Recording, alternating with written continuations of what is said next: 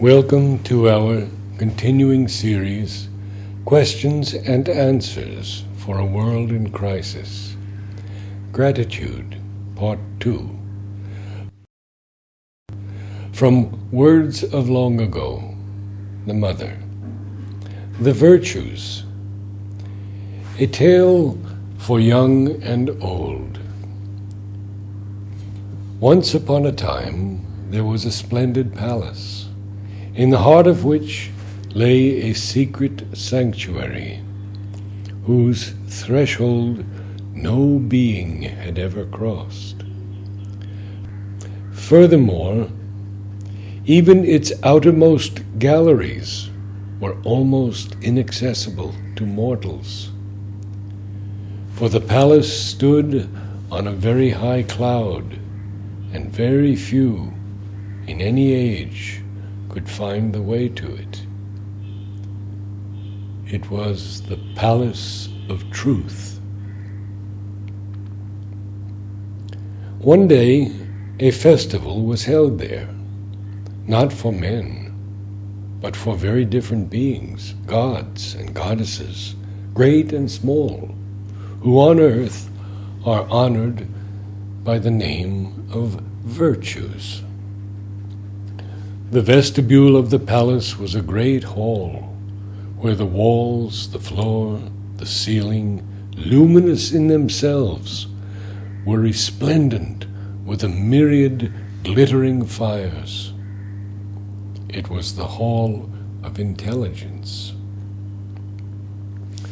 Near to the ground, the light was very soft, and had a beautiful deep sapphire blue. But it became gradually clearer towards the ceiling, from which the girandoles of diamonds hung like chandeliers, their myriad facets shooting dazzling rays. The virtues came separately, but soon formed congenial groups, full of joy to find themselves for once at least together, for they are usually so widely scattered throughout the world, and the worlds so isolated amid so many alien beings. Sincerity reigned over the festival.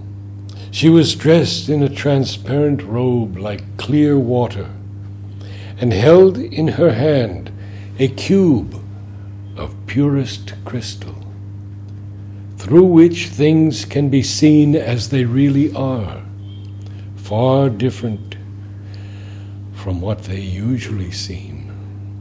For there, their image is reflected without distortion. Near to her, like two faithful guardians, stood humility, at once respectful and proud, and courage, lofty-browed, clear-eyed, his lips firm and smiling, with a calm and resolute air. Close beside Courage, her hand in his, stood a woman, completely veiled, of whom nothing could be seen but her searching eyes, shining through her veils. It was Prudence. Among them all, coming and going from one to another, and yet seeming always to remain near to each one, Charity, at once vigilant and calm, active and yet discreet, left behind her as she passed through groups a trail of soft white light. The light that she spreads and softens comes to her through a radiance so subtle that it is invisible to most eyes, from her closest friend, her inseparable companion, her twin sister, Justice. and around Charity thronged a shining escort, kindness, patience, gentleness, solicitude, and many others. All of them are there, or so at least they think. But then suddenly, at the golden threshold, a newcomer appears.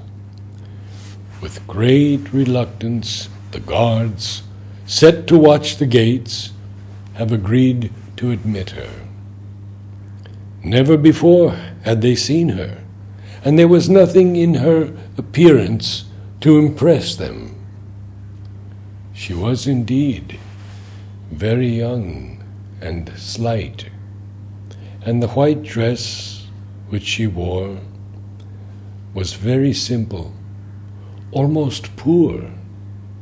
She takes a few steps forward with a shy, embarrassed air. Then, apparently ill at ease to find herself in such a large and brilliant company, she pauses, not knowing towards whom she should go.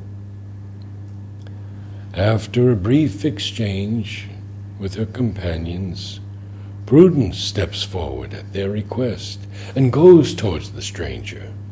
Then, after clearing her throat, as most people do when they are embarrassed, to give herself a moment to reflect, she turns to her and says, "We who are gathered here, and who all know each other by our names and our merits, are surprised at your coming, for you appear to be a stranger to us, or at least we do not seem to have ever seen you before. Would you be so kind as to tell us who you are?" Then the newcomer replied with a sigh,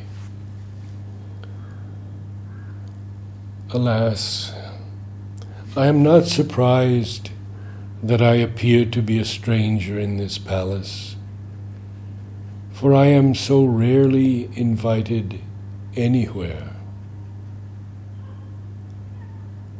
My name is Gratitude."